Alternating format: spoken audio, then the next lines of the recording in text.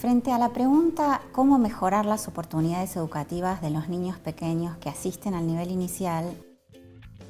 Yo quisiera plantearles dos cuestiones y dos propuestas, una para cada cuestión. La primera es la alfabetización inicial y la segunda es el juego en el nivel inicial.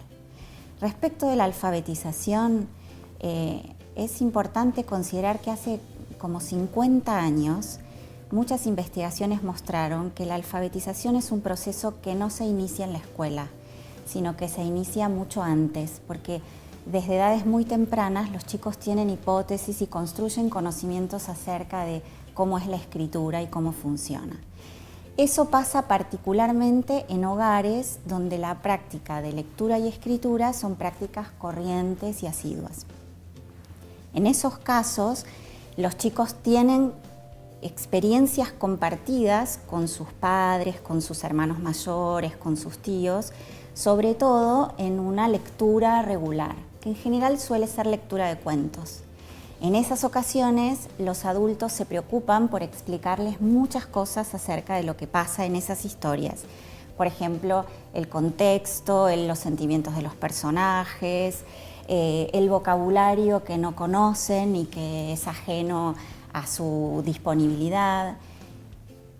En las investigaciones que se hicieron en distintos países del mundo de la mano de la Asociación Internacional de Lectura, se mostró que la lectura a cargo de un adulto, ya sea el maestro, sea un padre o sea cualquier otro lector experto, es el instrumento privilegiado de alfabetización cuando se trata de niños pequeños.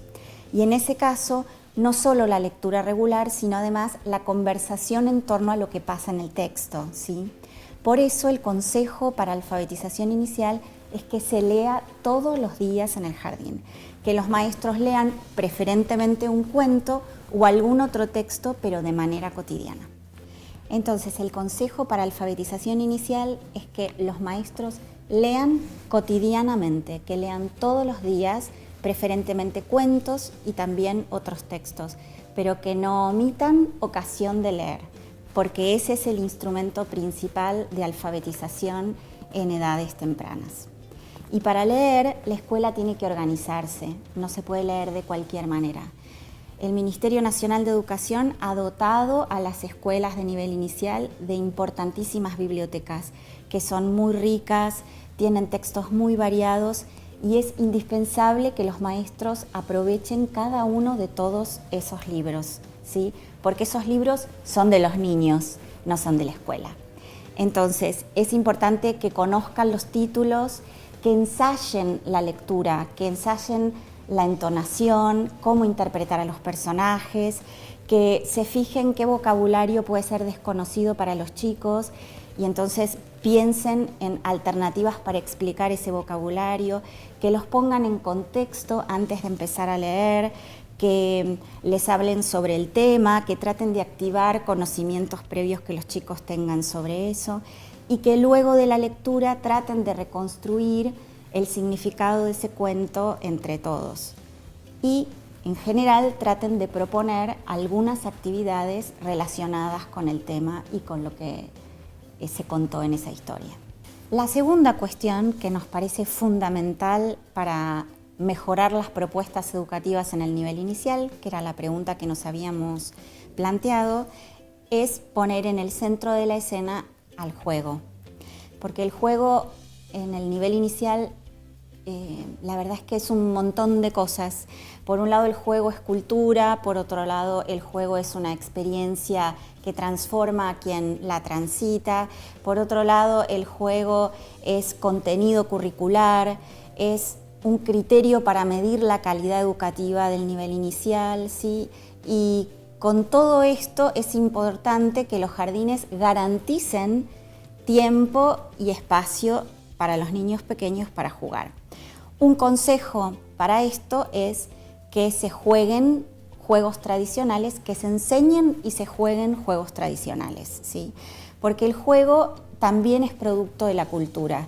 Entonces, las experiencias de jugar, las experiencias de aprender juegos y de tener ocasiones de jugar varían mucho según la condición social a la que un niño pertenezca.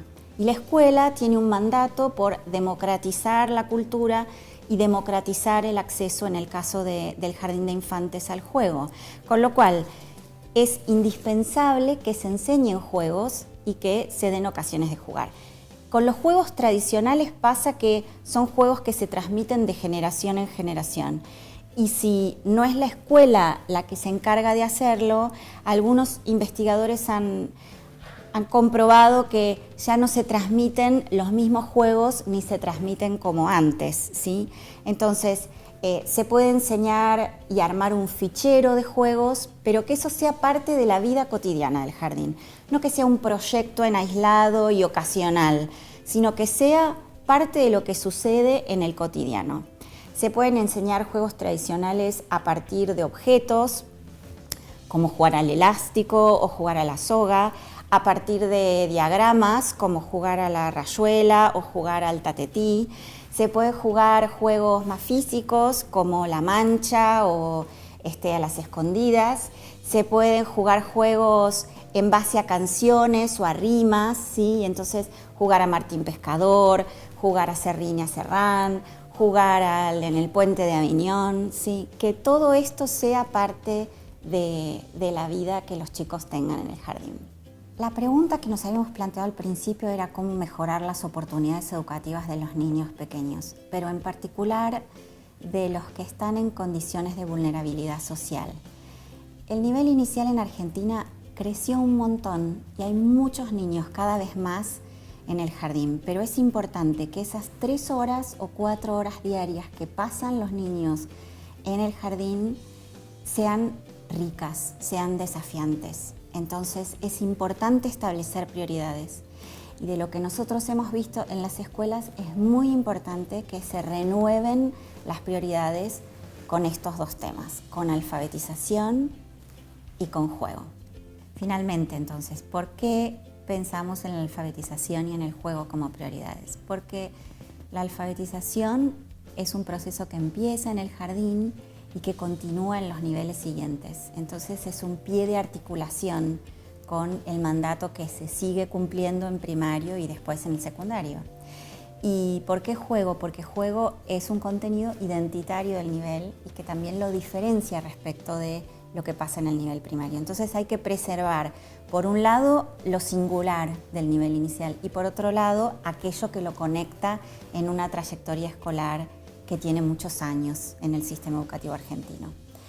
Y si uno tuviera que pensar, bueno, ¿qué es lo más importante que tiene que brindar el nivel y que brindarle a los demás niveles? Y es que siga alimentando ese placer y esa curiosidad por conocer que es tan innata en los niños pequeños, que no se apague en el jardín y que no se apague en el resto de la trayectoria escolar.